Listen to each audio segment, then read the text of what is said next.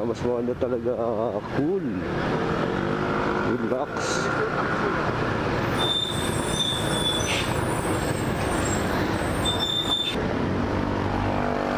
Paggawa kasi dito ng drainage nila sa mga gilid-gilid, hindi kasi maayos. Kaya pagdating dun sa Walter, dun sa Walter, bumabaha talaga.